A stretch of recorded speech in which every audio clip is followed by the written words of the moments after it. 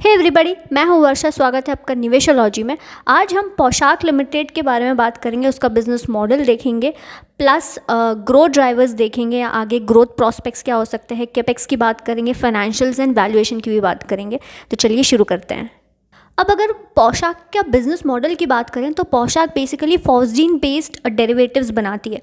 तो एलेम्बिक फार्मा का अगर आपने नाम सुना होगा तो एलेम्बिक ग्रुप से ये कंपनी बिलोंग करती है। अब अगर कंपनी के बारे में आप देखोगे तो कंपनी में एक गवर्नमेंट रेगुलेशन का मोट है। रादर जो कंपनी प्रोडक्ट बनाती है that is phosgene derivative, that phosgene itself is a मोट फॉर द कंपनी। अब इसको समझते हैं। पहले तो फॉस्जीन गैस क्या होती है। तो फॉस्जीन एक केमिकल कंपाउंड है जो एक गैस के फॉर्म में होती है and that is very hazardous.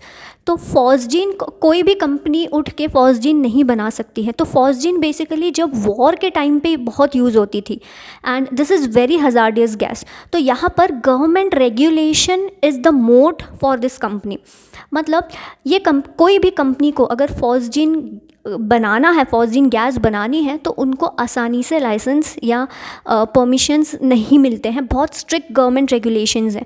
पहली चीज़ ये। सेकंड चीज़, जो कंपनीज ऑलरेडी फॉस्जीन बना रही है, जैसे फॉर एग्जांपल पोशाक की अगर मैं बात करूं तो पोशाक का अभी जो केपेक्स आ रहा है 3 टाइम्स उनका कैपेसिटी बढ़ जाएगा। इस कैपेसिटी को बढ़ाने के लिए ही इनको बहुत साल लग गए।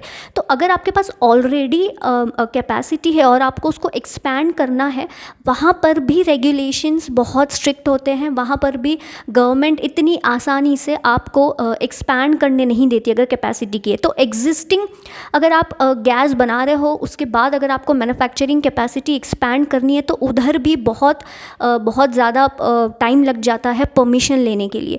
So this itself is the mode for पोशाक एंड पोशाक इंडिया में लार्जेस्ट है जब फॉस्जीन डेरिवेटिव्स या फॉस्जीन गैस की बात आती है।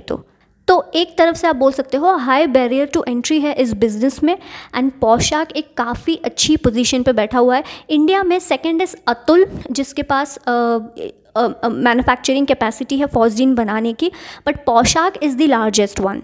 और अगर आप ओवरऑल देखोगे, ओवर द ग्लोब देखोगे, तो इतनी सारी कंपनीज नहीं हैं जो फॉस्जीन बनाती हैं, क्योंकि यहाँ पर जो रेगुलेशन है वो ही बहुत स्ट्रिक्ट है। तो कंपनी क्या ये गैस बेचती है? नहीं। तो कंपनी इस गैस के थ्रू, ये फॉस्जीन गैस के थ्रू डेरिवेटिव्स बनाती है। इस गैस से कुछ डेरिवेटिव्स बनते हैं। ये जो लिस्ट ऑफ प्रोडक्ट्स आपको दिख रहे होंगे स्क्रीन पे, कंपनी बेसिकली ये प्रोडक्ट्स बनाती है और इनको बेचती है। अब ये जो प्रोडक्ट्स हैं, these are the derivatives of phosgene gas.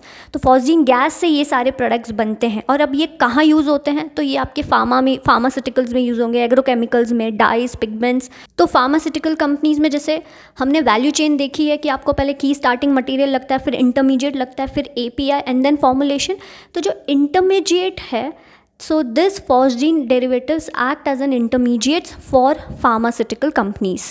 Agrochemical industry में भी ये यूज़ होते हैं, फिर पेस्टिसाइड्स, हर्बिसाइड्स ये सब बनाने में यूज़ होते हैं। फिर डाइज एंड पिगमेंट्स इंडस्ट्री में भी यूज़ होते हैं, आपके टेक्सटाइल्स में यूज़ होते हैं, पेंट्स में यूज़ होते हैं।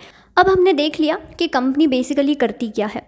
अब यहाँ पर और एक बहुत अच्छी चीज़ ये है कि जैसे फॉस्जीन गैस से डेरिवेटिव्स कंपनी बनाती है, तो बेसिकली कंपनी का बैकवर्ड इंटीग्रेशन भी है। मतलब पहले ये फॉस्जीन गैस बनाती है और उसके थ्रू ये फिर डेरिवेटिव्स बनाती है।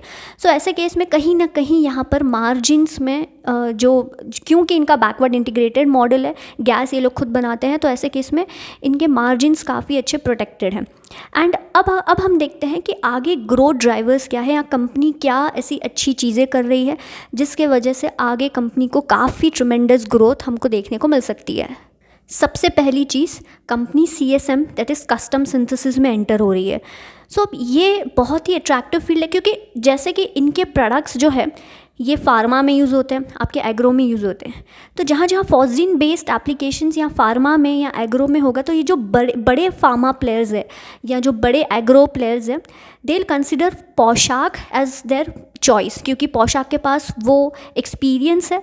पोशाक इतने सालों से ऑलमोस्ट 35 to 40 ईयर्स हो गए इस इंडस्ट्री में। सो ऐसे केस में CSM में, दैट इज़ कस्टम सिंथेसिस में, पोशाक will be the only choice. ये जो बड़े फार्मा प्लेयर्स हैं या बड़े एग्रो प्लेयर्स हैं, तो ये एक बहुत अच्छी चीज़ है पोशाक की CSM में एंट्री। सो ये जो कंपनी का एक्सपेंशन हो रहा है ये बहुत अच्छा स्टेज सेट करेगा for CRAMS and CSM। Second अच्छी चीज़ ये है कि कंपनी इंपोर्ट सब्सटीट्यूशन प्रोडक्ट्स में एंटर कर रही है। अगेन इनकी एनुअल रिपोर्ट अगर आप पढ़ोगे तो आपको समझ में आएगा कि कंपनी इंपोर्ट सब्सटीट्यूशन की बात करती है। सो ऐसे काफ़ी सारे प्रोडक्ट्स कंपनी इंट्रोड्यूस करेगी which will act as an import substitution. तो ये एक सेकेंड चीज़ बहुत अच्छी होगी। थर्ड चीज़ ये है कि कंपनी का एक्सपेंशन हो रहा है। सो 120 करोड़ का कैपेक्स कंपनी कर रही है, ऑलमोस्ट अभी ख़त्म हो जाएगा। सो यहाँ पर कंपनी का जो कैपेसिटी है that will be 3x capacity. तो जैसे मैंने कहा आपको कि यहाँ पर आपको मैन्युफैक्चरिंग कैपेसिटी एक्सपैंड करने के लिए भी गवर्नमेंट की परमिशन लगती है due to phosgene gas being very hazardous. तो यहाँ पर कंपनी 3x कैपेसिटी कर रही है। तो आई एम एक्सपेक्टिंग कि यहाँ से जो रेवेन्यूज़ हैं कंपनी के almost 3 years down the line वो ऑलमोस्ट 450 करोड़ के आसपास हो जाने चाहिए।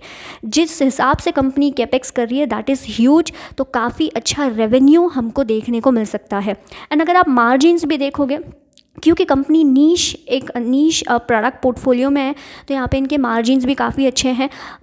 आई एम अज्यूमिंग या आई एम एक्सपेक्टिंग कि इनके मार्जिन्स अभी जो आपको 30-31 दिख रहे हैं शायद 26-27 के आसपास आ जाए। एंड नंबर्स के हिसाब से मुझे ये कंपनी आगे जाके इनके नंबर्स काफ़ी अच्छे, मेरे हिसाब से काफ़ी अच्छे मुझे नंबर्स एक्सपेक्टेड है। अब अगर हम थोड़े नंबर्स देख लें, मार्च 2017 में सेल्स ऑलमोस्ट 72 करोड़ थी, जो आज अगर आप देखोगे 21 में दैट इज़ 141 करोड़। अब यहाँ पर अगर आप क्वार्टरली कुछ रिजल्ट्स देखोगे तो यहाँ पर 22 के अगर मैं रिजल्ट्स बोलूँ तो इतने अच्छे नहीं थे, क्योंकि यहाँ पर इंडस्ट्रियल ऑक्सीजन सप्लाई की काफ़ी शॉर्टेज थी। एंड मैनेजमेंट ने ये पहले ही हिंट दे दी थी कि 21-22 के नंबर्स थोड़े प्रेशर में रह सकते हैं due to shortage of industrial oxygen. Operating profit margins अगर आप देखोगे 17% जो 2017 में थे, आज अगर आप देखोगे दैट इज़ ऑलमोस्ट 37%। सो अगर आप कंपाउंडेड सेल्स ग्रोथ देखोगे तो 5 years की ऑलमोस्ट 13% है, 3 years की 10% है। लेकिन अगर आप प्रॉफिट ग्रोथ देखोगे तो 5 years की ऑलमोस्ट 25% है एंड 3 years की 19% है। अब हम बात करते हैं रिस्क की। सबसे पहला रिस्क इनका जो प्रोडक्ट है वही है दैट इज़ फॉस्जीन। जो फॉस्जीन गैस है बहुत हजार्डस होता है। ऐसे केस में यहाँ पर अगर कुछ भी गलती होती है, अगर रिलीज़ हो जाता है गैस हवा में, तो ऐसे क्योंकि ये बहुत डेंजर होता है to human lifes, to everyone, so ऐसे केस में कंपनी को बहुत नुकसान हो सकता है। एंड हालांकि कंपनी काफ़ी टेक्नोलॉजिकल अपडेट्स करती है, काफ़ी R&D इनका चलता रहता है और कंपनी ग्लोबल केमिकल कंपनीज़ के हिसाब से अपना टेक्नोलॉजिकल अपडेट्स करती है, but still this is very hazardous in nature और ये एक सबसे बड़ा रिस्क होता है कंपनी के लिए। अगर यहाँ पर कुछ भी गलती होती है कंपनी को बहुत नुकसान हो सकता है। सेकेंड रिस्क यहाँ पे ये है कि इनको काफ़ी कंपटीशन फेस करना पड़ता है चाइना से।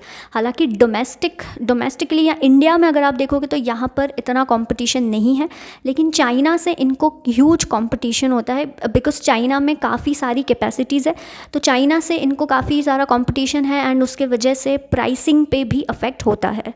एंड क्योंकि कंपनी के काफ़ी सारे raw materials crude oil derivatives हैं, ऐसे केस में क्रूड ऑयल के प्राइस में कुछ फ्लक्चुएशंस जब भी होते हैं इसका अफेक्ट कंपनी को होता है। ओवरऑल अगर आप देखोगे कंपनी डेट फ्री है, कंपनी के प्रोडक्ट काफ़ी स्ट्रॉन्ग है, प्रोडक्ट पोर्टफोलियो काफ़ी अच्छे हैं, देन इम्पोर्ट सब्सटीट्यूशन प्रोडक्ट्स में आ रही हैं। ओवरऑल अगर आप देखोगे मुझे पर्सनली कंपनी अच्छी लगती है।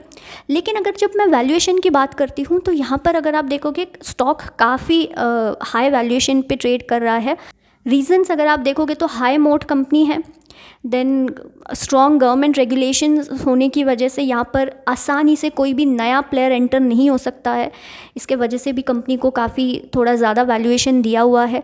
प्लस जो कंपनी की कैपेसिटी आ रही है, जो 3x कैपेसिटी कर रहे हैं, उसके वजह से भी रेवेन्यूज़ पे काफ़ी अच्छा ग्रोथ आने वाला है। तो ऐसे केस में ये भी एक रीज़न है कि कंपनी को काफ़ी अच्छा वैल्यूएशन दिया गया है।